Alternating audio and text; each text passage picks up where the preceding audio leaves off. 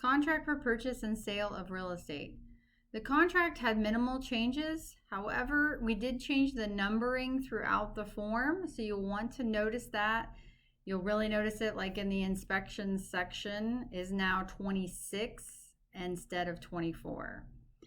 As we look at page 1, we did move the buyer's closing costs and prepaid items to be paid by seller into its own section under financing at its number 5. It used to be included under financing, so now it's just broken out as its own section. We also moved closing and possession to be under that at section 6 now. It used to be on page 2, now it's on page 1. The new section is 16, broker professional services fee. This does have a checkbox that has to be checked if you are asking for this to be paid. The use of this is if you have a buyer who's requesting the seller to pay the buyer's broker professional services fee. You'll enter that percentage or dollar amount in this section, check the box, and that'll be part of the offer to the seller, asking them to pay compensation for the buyer's agent.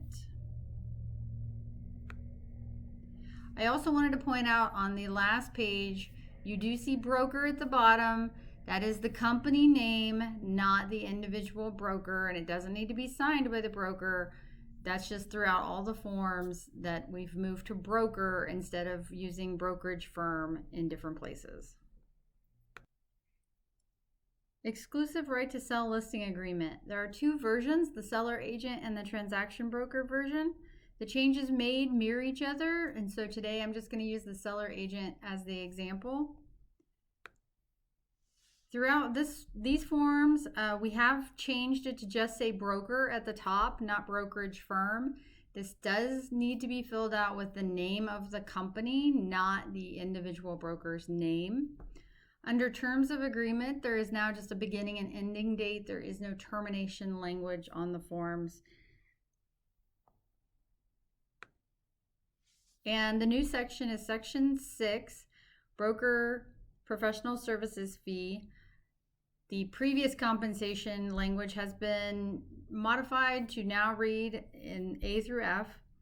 It has the disclaimer that has to be in all forms that it's not set by law and it's fully negotiable.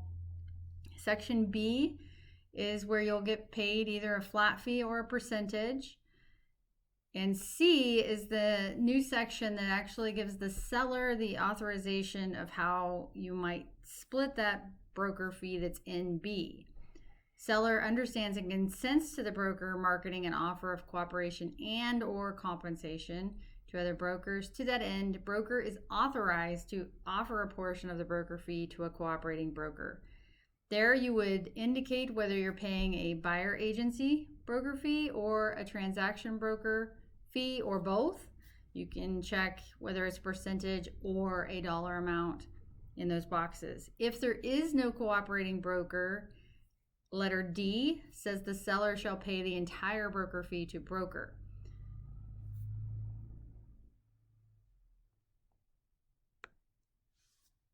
Section 8, the attorney made some language changes just to the beginning part of the notice language.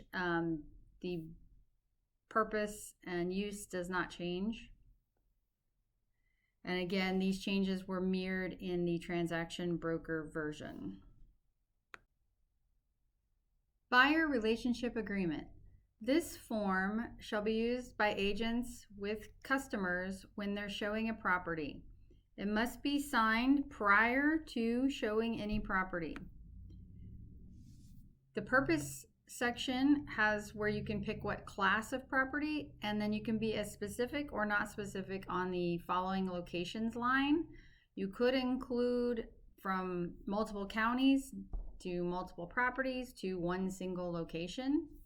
You are confirming that you've given the BRETA brochure either with this document or in previously, and you're establishing a transaction broker relationship, so it explains those points.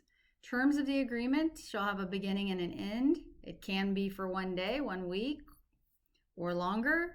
The broker professional services fee is the same language throughout all the forms where you put in a flat fee or a percentage. And then it has the disclaimer, of course, that broker fees are not set by law or any other entity, and they are fully negotiable. Buyers will need to sign this as well as the licensee. The authorization to show and sell property and submit to MLS has been updated to reflect the broker professional services fee section. The language on number 2 has been renamed and updated to reflect the same language used throughout all the updated forms. Exclusive buyer agency agreement. This form has also been updated to be compliant with the settlement requirements. The purpose section has been reworked to put all of those items under purpose. You still have the same fields, it's just labeled differently. Terms of the agreement will have a beginning and end date or the completion of the purpose.